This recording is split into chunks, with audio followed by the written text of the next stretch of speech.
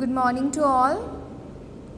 Students, we are doing the chapter digestion, in which we learn about the term digestion and also about the breakdown of food.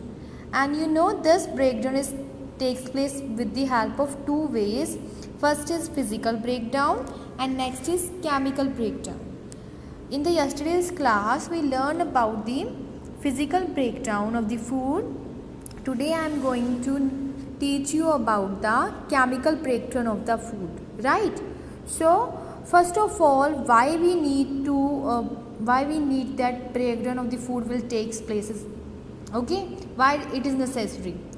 The reason is because the food is present in the complex state, means in the large state, and in our body there is a presence of the small internal organs. For that we need the particles of the food must be in the smaller form, right?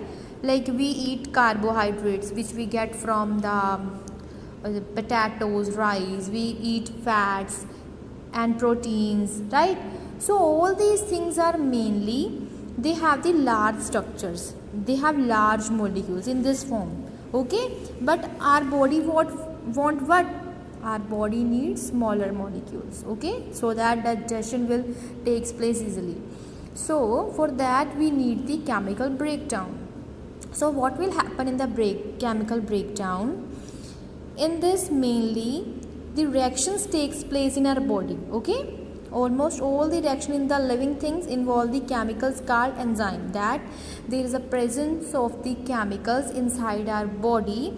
They are known as what? Enzymes, okay? And they are made by the body from proteins and speed up the chemical reaction. How does they made from?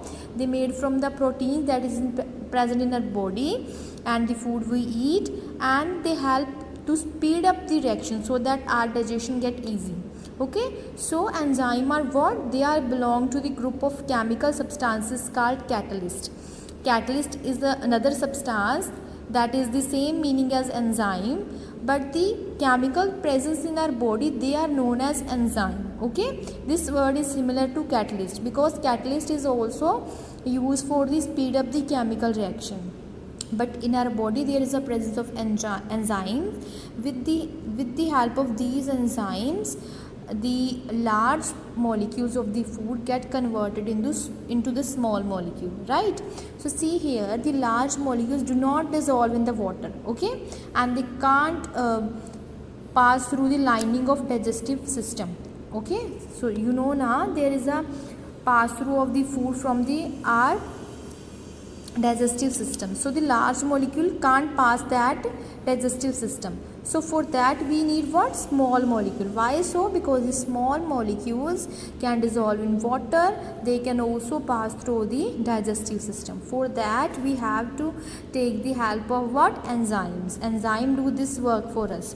Then these digestive enzymes speed up the breakdown of the large molecule into the smaller one. Okay, so see here, what is there? A large molecule is attacked by enzyme. This is a large molecule, okay? The molecule of food. This is attacked by a enzyme that is present in our body. This enzyme, the name of this enzyme is what? Amylase, okay? This enzyme attack this molecule from the two sides, okay? And after the action of this enzyme, this large molecule is break down into different pieces.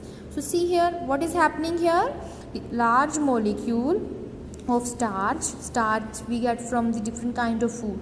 It will convert into the smaller molecule, and this smaller molecule is known as sugar maltose, okay? So in this way this can easily digest in body, and here the chemical breakdown of food takes place because the attack of the chemicals on the food will happen here, and these large molecules get converted into smaller, which our body can easily digest. So in this way the chemical breakdown of the food takes place here, okay?